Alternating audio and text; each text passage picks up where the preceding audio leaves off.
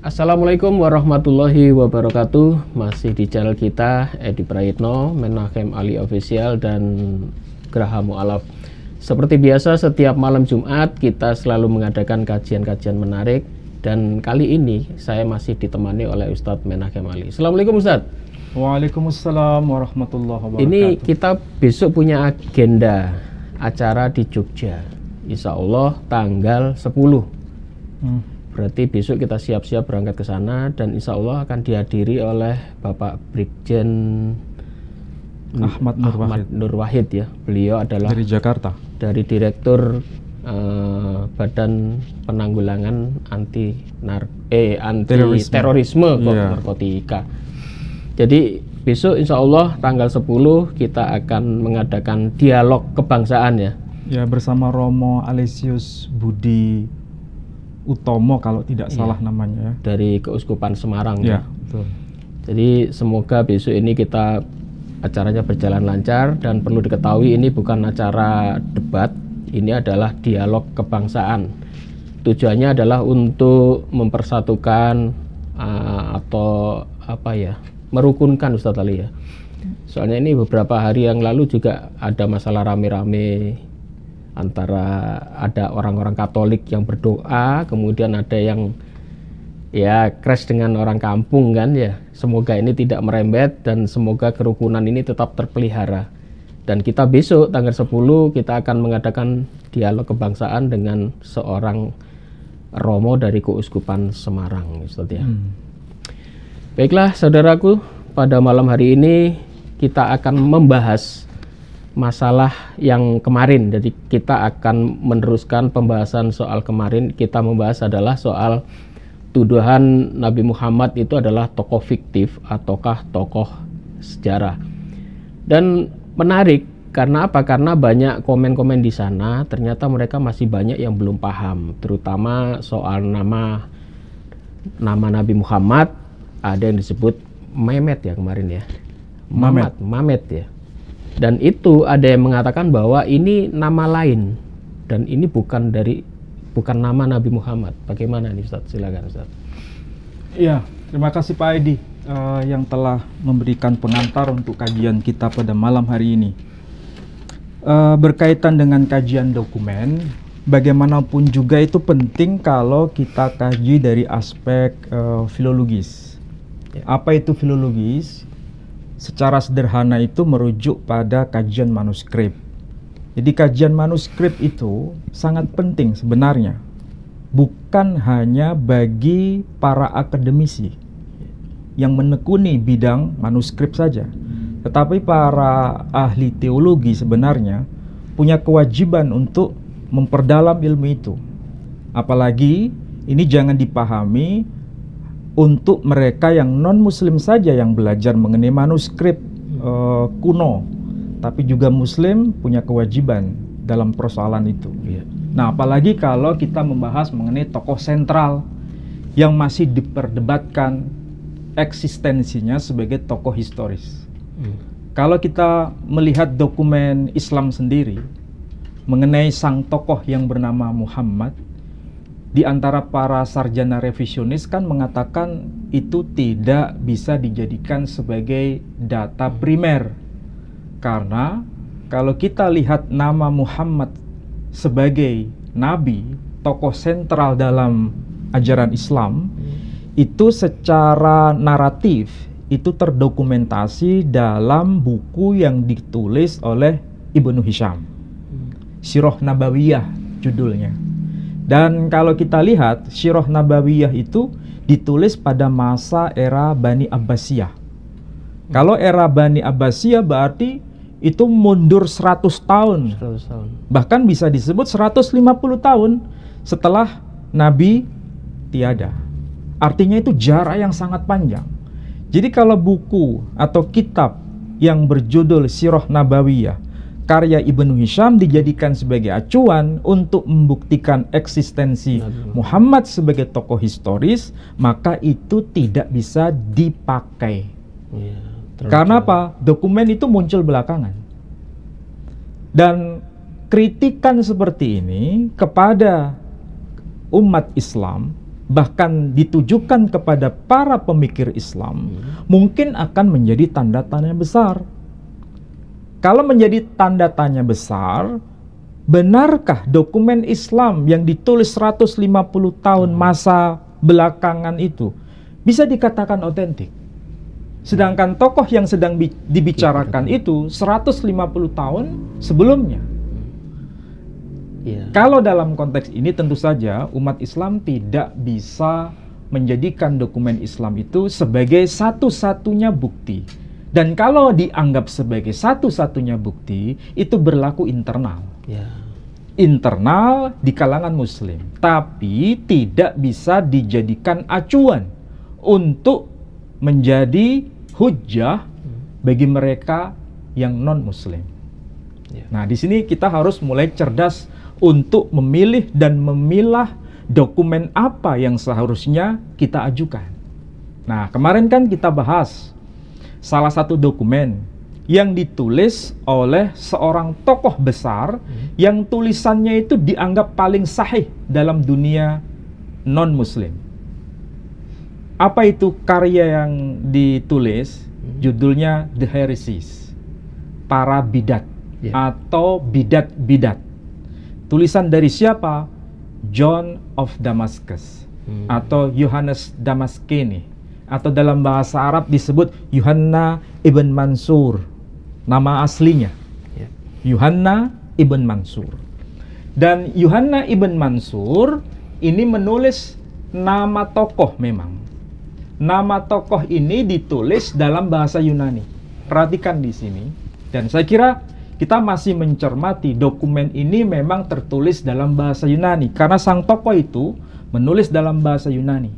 Dan beliau itu diakui sebagai Bapak Gereja Purba dari madhab Kristen Ortodok maupun madhab Kristen Katolik. Dan Kristen Protestan pun mengakui bahwa ini dokumen sangat-sangat otentik. Di sini disebutkan nama Mamet Eponomatsomenos. Ada seorang tokoh yang bernama Mamet. Jadi ini nama orang, tidak merujuk pada gelar, tidak merujuk pada sifat seseorang, tapi ini benar-benar sebagai proper name, nama diri atau nama tokoh, bukan sifat atau karakter seorang tokoh.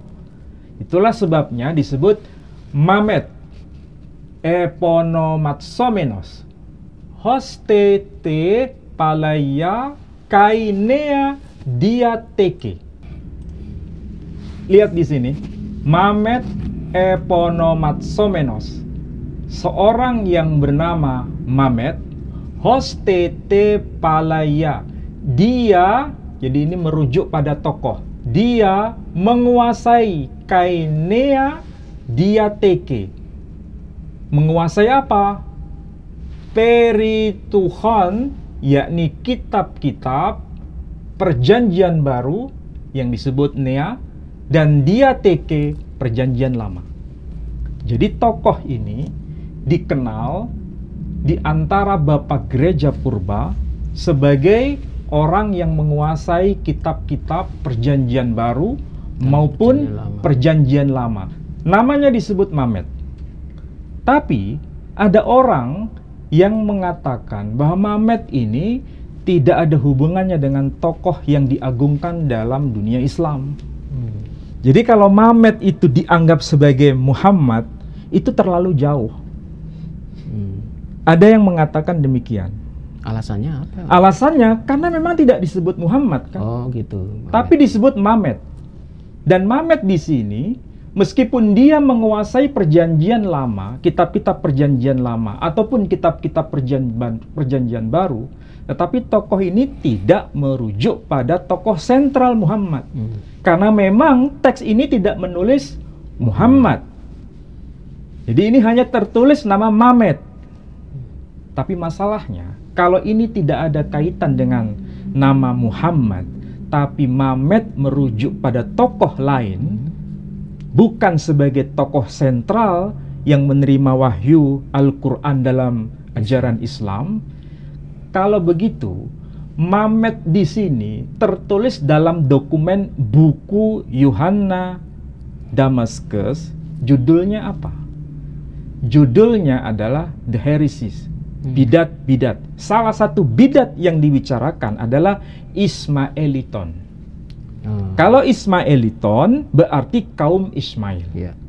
Jadi salah satu bidat, salah satu ajaran sesat, namanya bidat itu kan Ya, ajaran menyimpang. Menyimpang dari kekristenan waktu Dari itu ya. kredo yang ortodoks. Ya.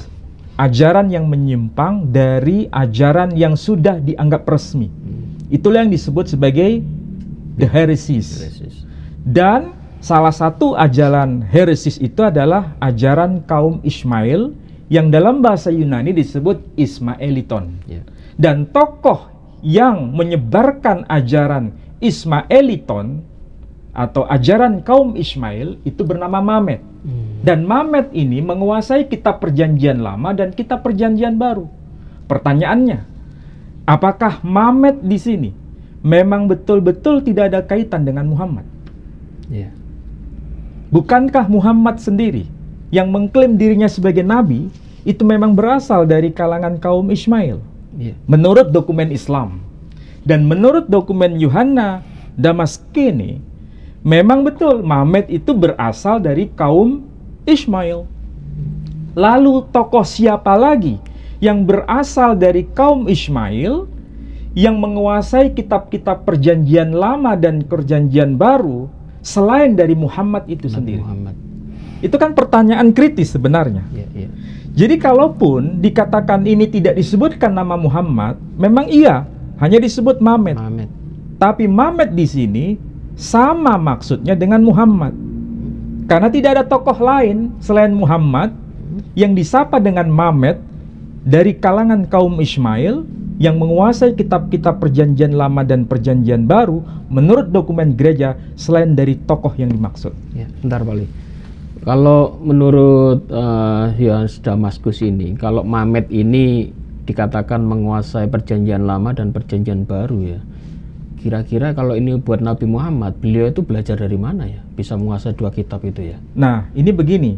Ini adalah narasi perspektif dari pihak outsider. Ya. Mengenai ajaran Islam yang mengatakan bahwa Nabi Muhammad tidak belajar kepada para pendeta, dia tidak membaca kitab-kitab perjanjian baru ataupun perjanjian lama. Apalagi ada tuduhan buta huruf. Apalagi ada statement bahwa beliau ummi, tidak bisa baca, tidak bisa tulis. Itu kan klaim dari dokumen Islam. Oh gitu. Ya kan? Perspektif Islam. Ya. Perspektif Islam memang berbeda dengan perspektif Kristiani, dokumen eksternal. Dalam rinciannya, mengenai rincian itu bisa berbeda Pak Edi. Tetapi secara global berkaitan dengan sang tokoh itu sebagai tokoh historis, memang terbukti disebutkan namanya. Meskipun detailnya berbeda. Dalam hal apa? Detail mengenai pengetahuan kitab-kitab perjanjian lama atau kitab-kitab perjanjian baru. Itu kan masing-masing perspektif bisa berbeda. Ya. Jangankan begitu, Injil Matius, Injil Markus, Injil Lukas, Injil Yohanes bicara Injil yang sama, tetapi perspektifnya berbeda. Ceritanya berbeda-beda. Itu kan sama-sama kitab Injil kanonik. Iya. Belum lagi kalau bicara mengenai Injil apokrif. Apokrif, ya kan? apalagi lintas kitab lagi. Nah, itu kan memperkaya perspektif. Jadi perspektif itu tidak seragam Pak Edi. Baik dalam internal satu agama maupun eksternal di luar agama itu. Jadi sekali lagi catatan bagi kita, perspektif itu tidak seragam. Perspektif itu beragam. Tetapi kalau itu dicari apa istilahnya meeting point-nya atau yang disebut dengan istilah core-nya, intinya itu bicara satu tokoh yang sama, yakni Mamet. Dan Mamet berasal dari kalangan kaum Ismail. Makanya ajarannya disebut Ismailiton. Meskipun dianggap bid'ah tadi ya. Ya, tapi perhatikan di situ. Kalau lihat dari data yang pernah kita sampaikan pada pekan yang lalu, John Damaskus itu kan lahir tahun 676. Lahirnya 676. 676. Meninggal tahun 749 Masehi. Ya kan? Artinya dokumen ini ditulis ketika sang tokoh sudah wafat. Ya kan? Siapa sang tokoh yang dimaksud? Ya, Muhammad itu sendiri. Selisih cuma 2 tahun. 676. Bukan. Kalau beliau wafat tahun 632. Nabinya umat Islam itu yang bernama Muhammad Sallallahu Alaihi Wasallam itu meninggal wafat tahun 632 Masehi. Dokumen ini ditulis oleh John of Damascus yang meninggal tahun 749 Masehi. Berarti jaraknya belakangan, jaraknya panjang. Maksudnya ini dokumen belakangan. Tetapi ini menjadi sebuah bukti, ini dokumen eksternal. Meskipun tidak sezaman, ya, tidak sezaman. Tetapi ini dokumen yang baru muncul belakangan, tapi eksternal, dokumen eksternal. Tapi ini bukan satu-satunya bukti. Oh, ada lagi? Ya, kita lihat ya. Kali ini disebut sebagai Ismailiton, ajaran kaum Ismail, peneguhannya, tokohnya bernama Mamed. Mamed itu dari siapa? Dari keturunan siapa? Dari bangsa apa? Itu ada dokumen pembandingnya lagi. Dan dokumen ini juga eksternal.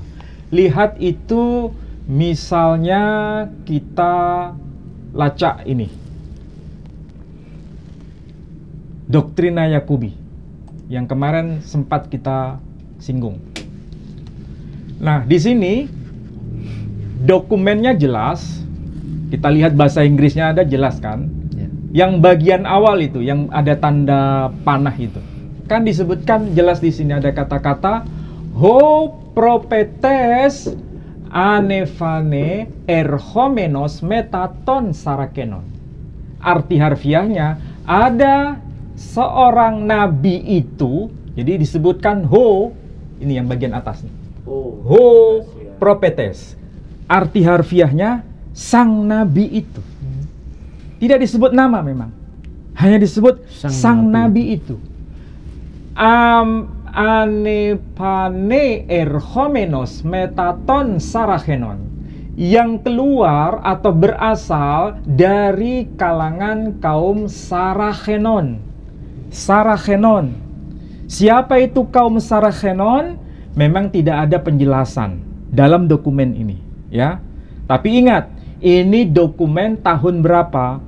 634 Masehi, berarti jaraknya dengan sang tokoh itu hanya 2 tahun. Tapi tidak disebut nama.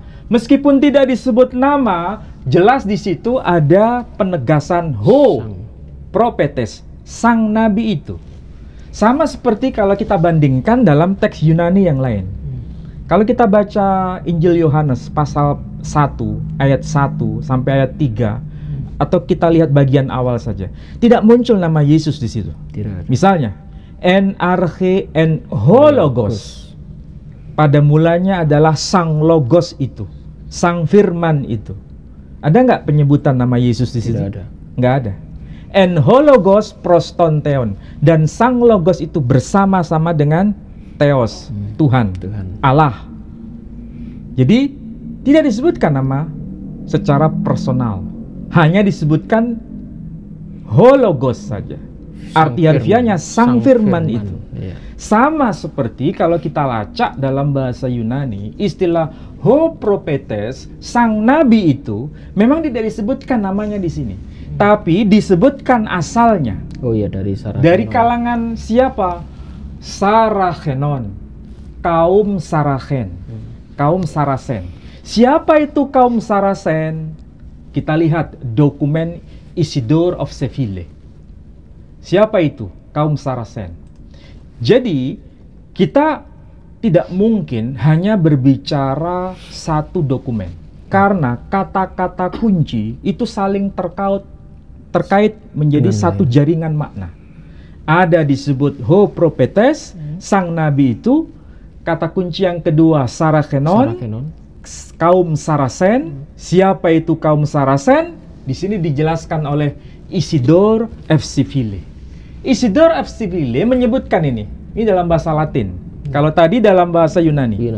Dalam bahasa Latin di sini agak besar Pak Edi. Oke. Nah. Ismael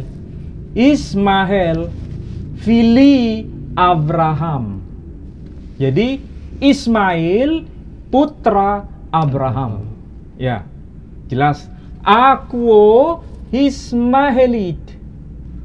Mereka nanti keturunannya disebut kaum Ismail. Quo nux corrupto nomine Saraceni. Mereka disebut secara keliru dengan nama Saraceni. Jadi mereka disebut secara keliru dengan sebutan atau nama Saraceni. Apa itu Saraceni? Kuasi Asara, merujuk pada nama Sarah. Oh, dari Sarah. Jadi kesimpulannya sederhana. Ismail itu memang putra Abraham. Putra Abraham ini nanti punya keturunan disebut kaum Ismail. Dan kaum Ismail itu nama lainnya disebut Saraceni. Istilah Saraceni itu adalah istilah yang keliru.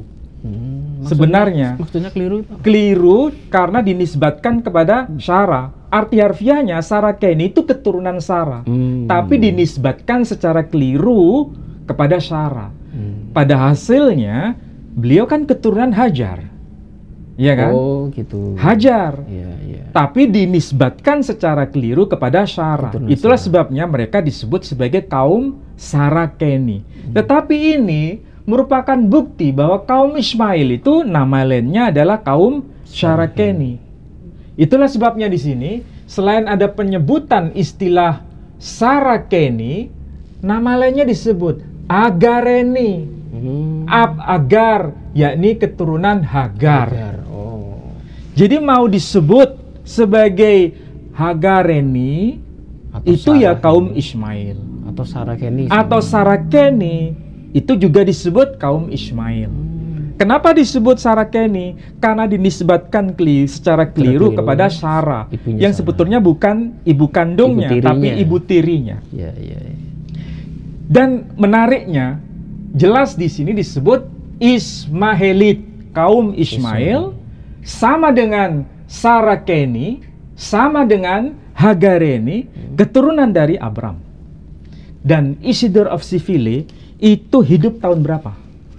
Kalau kita lihat data ya, Isidore of Seville itu meninggal tahun 636 Masehi. 636 Masehi. Nabinya umat Islam meninggal tahun berapa wafatnya? 632 Masehi. 632 Masehi ke 636 Masehi selisihnya berapa tahun? Hanya 4 tahun. Berarti dalam masa rentang waktu yang sezaman, selisihnya hanya 4 tahun. Berarti Isidore of Seville itu hidup sezaman dengan Nabi umat Islam atau tidak? Sezaman. Sezaman. Ya. Dan cara memahami istilah Saraceni, pasti yang dimaksud Saraceni itu adalah kaum Ismail. Pada masa kehidupan Muhammad sallallahu alaihi wasallam. Iya, iya, iya. Paham ya maksud saya? Dan ini memang manuskrip sezaman tulisan dari Isidore of Seville yang hidupnya lebih panjang dibanding sang tokoh yang bernama Muhammad sallallahu alaihi wasallam yang selisih wafatnya hanya 4 tahun. Dan ini bukan orang Islam. Dan ini dokumen eksternal, dokumen kaum Kristiani, baik dalam tradisi Katolik maupun tradisi Ortodok. Mengakui keberadaan Nabi Muhammad. Mengakui bahwa sang tokoh itu adalah historis. Iya, ada terbukti. Bukan tokoh fiktif. Betul. Dan istilah Saraceni atau Saracen atau Sarakenon sudah tertulis dalam minimal 2 dokumen. Dokumen pertama adalah Doktrina Yakobi tahun 634. Ya, ada penyebutan Ho Propetes, sang nabi itu dari karangan Sarakenon. Apa itu yang dimaksud Sarakenon? Dijelaskan pada dokumen yang paling tidak ini ditulis tahun 636 sebelum tahun itu. Berarti sezaman dengan sang tokoh yang bernama Muhammad Sallallahu Alaihi Wasallam. Berarti dalam pengetahuan tradisi gereja, Muhammad itu tokoh historis, bukan tokoh fiktif. Betul. Ya. Bahkan diakui juga beliau sebagai tokoh historis itu keturunan kaum Saracen. Dan siapa itu Saracen? Keturunan Ismail. Siapa itu Ismail? Keturunan Abraham. Jelas kan? Ini dokumen, kita rujuk dua dokumen kuno, dokumen purba, dan itu sezaman. Soalnya kalau hanya disebut Saraceni, nanti ada tuduhan itu mungkin buat Ishak ya. Ternyata di sini disebutkan lagi itu nama yang keliru. Nama yang penisbatannya keliru dinisbatkan kepada Sarah. Tapi sama-sama ibunya sih ya. Iya, sama-sama ibu tiri meskipun ya. Dari sang tokoh. Jadi Ismail itu sebetulnya punya dua ibu. Pertama, ibu kandung yang disebut dengan Hagareni. Di sini disebutkan kan ada Hagareni. Ada ini. Nah, ini. Hagareni. Yang kedua, dia punya ibu sambung atau ibu tiri yang disebut Sarah. Makanya disebut dengan sebutan Saraceni dalam bahasa Latin. Jelas ya. Dua dokumen ini sama-sama menegaskan bahwa Saraceni ada tokoh yang bernama Ho-Propetes, gelarnya. Nama tokoh ini disebut sebagai Mamet dalam tulisan John of Damascus. John of Damascus. Ada kesambungan ya? Ada ketersambungan. Dan istilah Saraceni itu juga disebutkan oleh dokumen Bapak Gereja yang lebih tua merujuk pada keturunan Ismail. Jadi siapapun keturunan Ismail disapa dengan sebutan Saraceni. Oleh siapa? Bapak Gereja yang lebih awal sebelum era Islam. Maksudnya sebelum risalah Nabi Muhammad Sallallahu Alaihi Wasallam. Siapa itu? Santo Jerome. Santo Jerome itu meninggal tahun 420 Masehi. Meninggal, sudah wafat beliau. Ini dokumen Bapak Gereja Purba juga.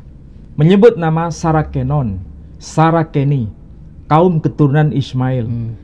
Nabi sebagai tokoh historis belum lahir. Sudah disebutkan ya. Jadi sudah berapa dokumen yang sedang kita bahas? Itu. Satu, dokumen dari Santo Jerome. Kedua, Doktrina Yakobi. Kemudian dokumennya John of Damascus. Kemudian dokumen dari Isidore of Seville, Uskup Isidore of Seville. Dan ada satu dokumen yang lain lagi yang lebih jelas tegas. Dokumen apa itu, Wali? Bahasa Suryani. Oh. Lihat tuh yang bahasa Suryani. Nah, ini dokumen tulisan dari Mar Havraye. Dokumen dari Mar Havraye. Dokumen Mar Havraye disebutkan ada huruf jelas di sini. Huruf mim, huruf had, huruf min, huruf dalat. Ada 4 huruf. Kalau dibaca Muhammad, man, bar, zar'u, wha, dekumsa. Arti harfiahnya, Muhammad seorang yang ketika kecil, mit huwa abuh, telah meninggal bapaknya. Oh, gitu. Jadi maksudnya Muhammad man bar zar'u za'u huwa bekumta mit huwa abuh. Arti harfiahnya, Muhammad adalah orang yang ketika masih kecil, mit huwa abuh, bapaknya telah meninggal. Kemudian disebutkan Abdallah, huruf ain, huruf bat, kemudian dalat, olaf, lamat, he. Abdallah Wa Abu Talib dadi maksudnya wa Abu Talib dade, dan Abu Talib adalah pamannya, dade. Ravye yang memeliharanya. Oh, disebutkan ya. Kalau begitu lebih jelas lagi ini ya. ini siapa? Iya, iya. Ada nggak orang Tokoh ya. tokoh yang bernama Muhammad yang bapaknya itu bernama Abdallah Sudah bapaknya sudah meninggal waktu beliau kecil. Wa Abu Talib dadeh, dan pamannya, dadeh itu bahasa Suryani pamannya, disebutkan Ravye, dari kata Rav itu memelihara, merawat. Ravye yang memeliharanya. Huruf He itu, He menunjuk pada huwa. Iya. Ravye yang memeliharanya. Berarti ini tidak mungkin merujuk pada tokoh lain, kecuali merujuk pada tokoh yang bernama Muhammad. Mungkin orang berkata, kan tidak disebut Muhammad, disebut Muhammad. Kalau begitu Muhammad bukan Muhammad. Apa begitu kesimpulannya? Apalagi ini kan yang nulis bukan orang Arab ini ya. Ini yang menulis adalah Mar Evraye. Mar Evraye itu dari tokoh kekristenan Suryani. Suryani ya. Artinya apa? Kalau ini tidak merujuk pada tokoh yang disentralkan dalam tradisi Islam, yakni Muhammad, yang ayahnya bernama Abdullah, meninggal, pamannya bernama Abdul Muttalib. Kira-kira ada nggak tokoh lain yang memiliki narasi seperti ini selain dari Nabi Muhammad Sallallahu Alaihi Wasallam? Ya, ada. Ini abad berapa ini, Wali? Ini memang abad yang belakangan. Oh, ya. Tapi di sini yang penting kita bisa tahu kalau menurut catatan sejarah, Mar Evraye itu lahir tahun 1222. 1222. Meninggal tahun 1286 Masehi. Berarti itu masa abad pertengahan ya, masa abad pertengahan. Tetapi jelas di sini mau disebut Muhammad, bukan Muhammad. Ataupun dalam bahasa Latin disebut Mamet, bukan Muhammad. Tetapi ujung tombak yang sedang dibicarakan adalah tokoh yang sama. Kalau dalam dokumen yang lebih awal, itu memang tidak disebut nama, hanya disebut Ho Propetes, sang nabi itu. Dari kalangan mana? Kalangan Saraken atau Saracen. Sedangkan dokumen yang sezaman dengan sang tokoh yang bernama Muhammad, Saracen itu adalah orang-orang keturunan Ismail. Dari Ibu Sarah. Ya. Dan tokoh yang bernama John of Damascus atau Yohanes dari kota Damaskus atau John Damaskene, Yohanna Damaskene, itu menyebutkan nama Ismaeliton, kaum Ismail, bidat kaum Ismail.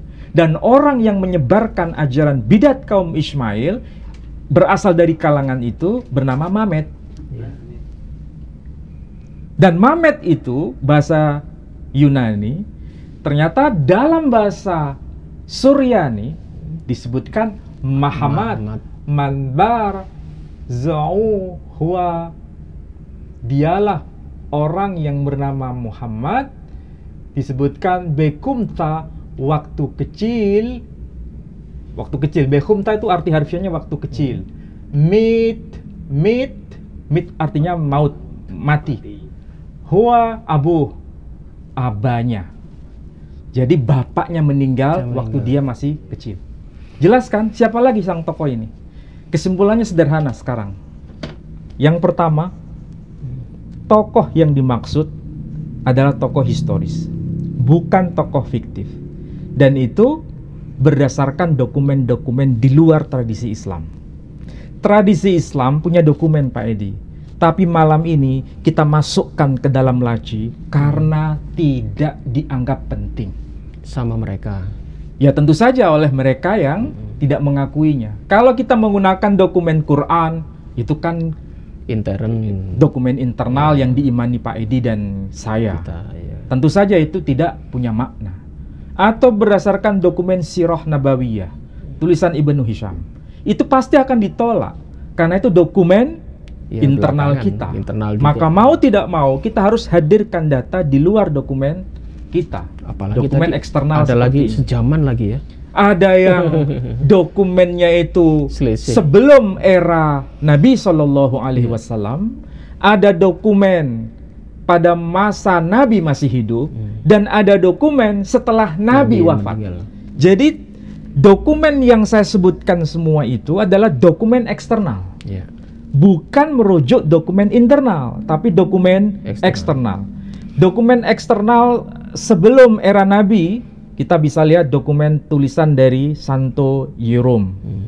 Dokumen yang sezaman dengan Nabi atau era yang mendekati zamannya Nabi, kita bisa lihat dokumen dari Doktrina Yakubi atau tulisan dari Uskup Isidore of Seville yang judul karyanya Liber Etymologia, yang tadi tertulis dalam bahasa Latin, yang ditulis dengan istilah Sarakeni, merujuk pada keturunan Ismail. Kemudian dokumen setelah Nabi wafat, dokumen apa itu? Tulisan John of Damascene. Dan sekaligus dokumen dari tulisan Marhebraius. Ada satu lagi dokumen yang tadi saya lupa, padahal bukunya saya bawa. Oh gitu. Dokumen apa itu? Dokumen karya dari Santo Theophanes. Santo Theophanes. Ya, Santo Theophanes. Ini dalam bahasa Latin di sini. Tidak disebut Muhammad seperti tulisan dalam bahasa Yunani, juga tidak disebut Mamet dalam bahasa Latin. Yunani. Oh Yunani ya kemarin.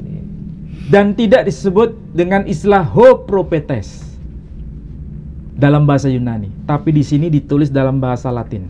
Tertulis apa? Muhammad Sarakenorum qui et Arabum. Apa itu? Muhammad.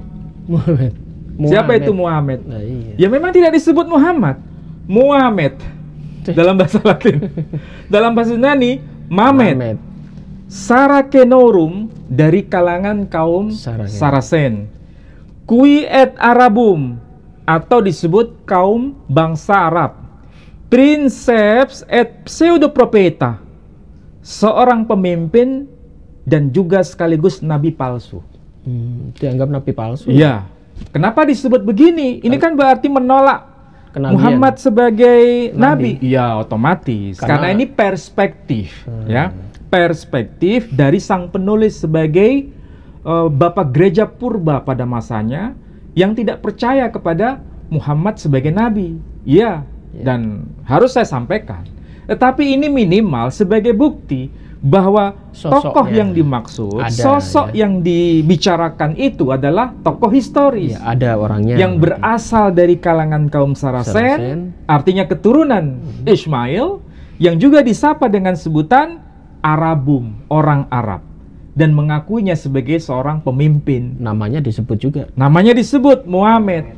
Jadi tidak ada alibi lagi bahwa yang dimaksud Muhammad bukan Muhammad.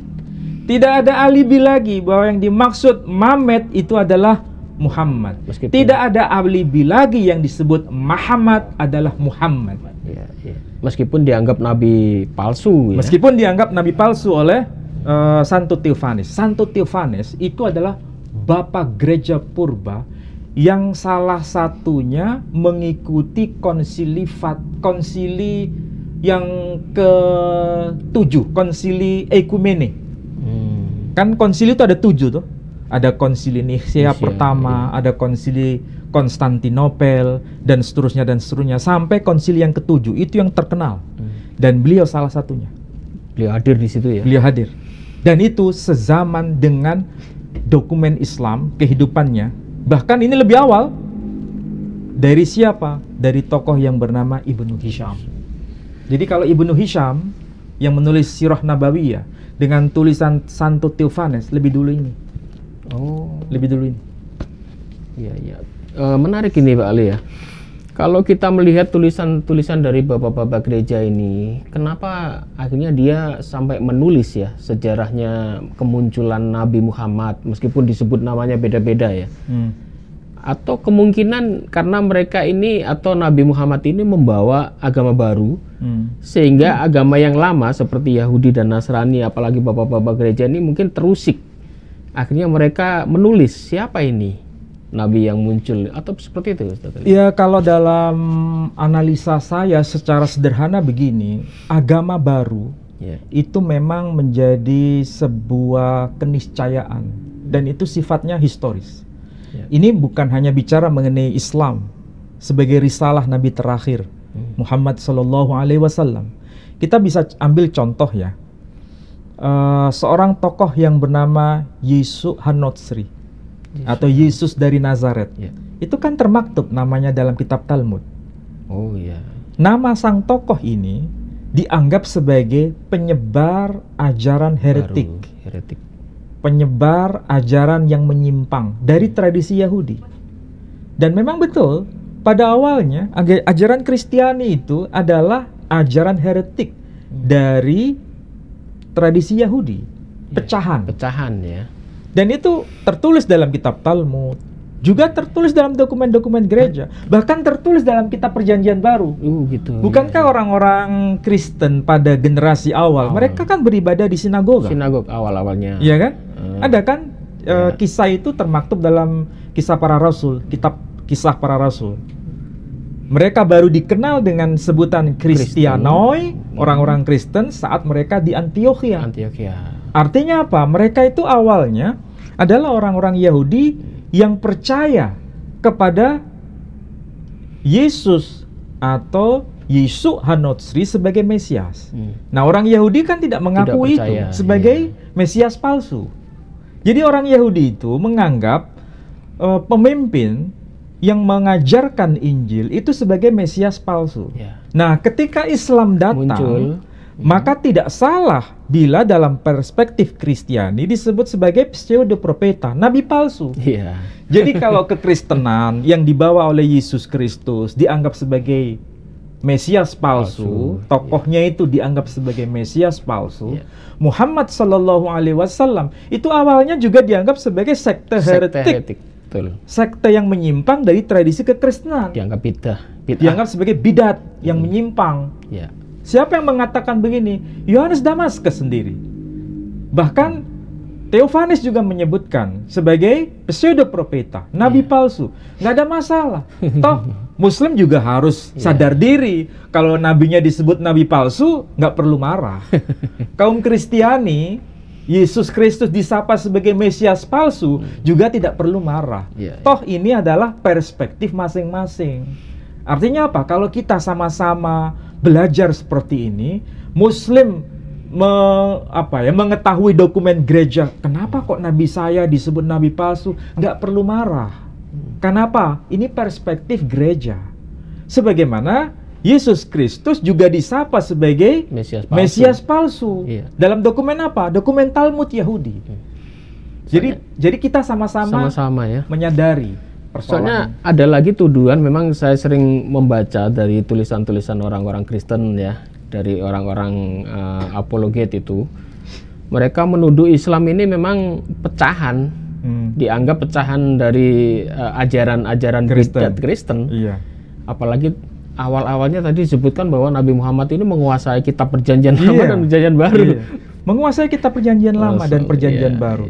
Jadi sebetulnya kalau kita membaca dokumen itu secara lengkap, komprehensif gitu ya, saya kira kita sama-sama belajar untuk saling memahami. Munculnya sekte itu tentu saja natural. Kristen itu sebetulnya sekte dari tradisi Yahudi. Islam juga sebagai sekte dari tradisi Kristen. Dan itu berkelanjutan. Tetapi di sini kalau kita bicara dari perspektif filosofi agama, agama itu kan kalau bahasa kerennya itu disebut revelation, wahyu. Tapi wahyu itu sebenarnya tidak bisa dipisahkan dari revolution. Apa itu revolution? revolusi. Apa itu revolusi? Jadi perkembangan dari awal-awal gini ya, perjalanan waktu atau gimana itu, Ustaz Ali? Jadi kalau kita bisa bayangkan revolusi itu apa? Panjang ya, perjalanan Revolusi itu sangat panjang. melawan dari yang sudah established. Oh, melawan yang Melawan sudah dari yang sudah mapan. ada. Evolusi yang panjang ya. Kalau revolusi, panjang. Revolusi itu beda berarti ya. antitesa, melawan dari yang sudah mapan. Iya. Dan saya kira itu fenomena natural, dan kita sama-sama penganut agama yang berbeda bisa melihat dengan kacamata yang sama. Maksudnya bagaimana? Begini, Yahudi sebagai sebuah agama kan dibawa oleh Musa, ya, dan itu sebetulnya melawan dari tradisi yang ada di Mesir, Firaun. Itu kan bentuk revolusi sebenarnya, betul. Ya kan? Revelation for revolution, pewahyuan sebagai revolusi. Dan bahasa yang dipakai apa? Bahasa Ibrani. Iya. Nah, ketika bahasa Ibrani menjadi bagian dari bahasa kitab suci, itu kan mengalami establish, kemapanan. Iya. Dan ketika mengalami kemapanan, kemudian memang rawan distorsi, lawan dari manipulasi. Maka muncul sang tokoh pembaharu. Ya, Siapa itu? Yesus Kristus. Ya. Dan tokoh ini memperbaharui dari tradisi Yahudi itu sendiri, dan tidak mau menggunakan bahasa Ibrani. Dia menggunakan bahasa Suryani, bahasa ibu. dan bahasa Suryani pada masa awalnya itu bahasa kelas rendah. Ya. Bahasa Ibrani bahasa kelas tinggi, high class. Tapi Yesus ketika datang tidak mau menggunakan bahasa Ibrani, dia menggunakan bahasa Suryani. Makanya ketika dia mengajarkan Injil, dia selalu menggunakan bahasa Suryani. Tapi sayangnya, Ephata, sayangnya manuskripnya apa yang ditemukan malah Yunani ya. Ya, itu lain persoalan ya. Tapi yang jelas semua sepakat dari semua tradisi gereja, Yesus bicara dalam bahasa Suryani. Ya. Karena Ephata, dia bilang, terbukalah matamu, atau talita kumi, wahai anak perempuan, bangkitlah. Ketika dia di tiang salib, sebagaimana keyakinan kaum Kristiani menyebutkan apa? Eli Eli lama sabaktani. Itu adalah bahasa Suryani. Nah, bahasa Suryani yang awalnya kelas rendah naik tingkat, karena menjadi bahasa kitab suci. Waktu itu bahasa Arab bahasa kelas rendah. Ketika Muhammad sebagai pembaharu, Muhammad Shallallahu Alaihi Wasallam mengklaim dirinya sebagai pembaharu, maka dia menerima wahyu bukan dalam bahasa Ibrani, dia menerima wahyu bukan dalam bahasa Suryani, tapi dia menerima wahyu dalam bahasa Arab, bahasa kelas rendah waktu itu. Ketika menjadi bahasa wahyu, maka bahasa Arab naik derajat, naik tingkat, bahasa Suryani turun derajat. Disinilah semacam apa itu? Terjadi penjungkir balikan. Bahasa yang awalnya naik kelas menjadi turun derajat. Begitulah sistem yang sistemnya ada. Ya.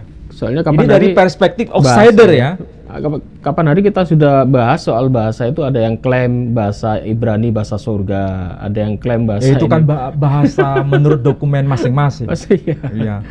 Orang Yahudi pun mengakui bahwa bahasa surga itu ya bahasa Ibrani. Leshana kedusha. Jadi bahasa yang kudus itu bahasa Ibrani. Bahasa Ibrani. Orang Islam pun menganggap bahasa surga itu ya bahasa Arab. Orang Hindu pun menganggap bahasa Sanskerta itu bahasa para dewa. Para dewa, iya. Masing-masing klaim ya. Tapi kita kalau bicara klaim tidak akan pernah habis selesai. Tapi kalau kita bicara dari perspektif agama masing-masing untuk saling memahami, kita akan menemukan benang merah sebenarnya. Sebetulnya bahasa yang asli itu bahasa apa? Nggak ada yang bisa menjawab kan? Sampai hari ini. Ya, baiklah saudara-saudaraku sekalian, menarik ya. Kita akhirnya terjawab sudah pertanyaan kalian semua, para netizen yang sudah komen-komen di komen ya. Dan kita ucapkan terima kasih ya untuk para netizen yang sudah menulis komen-komen ya. Saya harap komennya yang bagus dan membangun. Buktinya apa? Komen Anda kita bahas hari ini.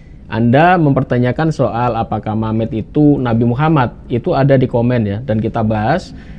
Dan alhamdulillahnya kita sudah menemukan jawabannya.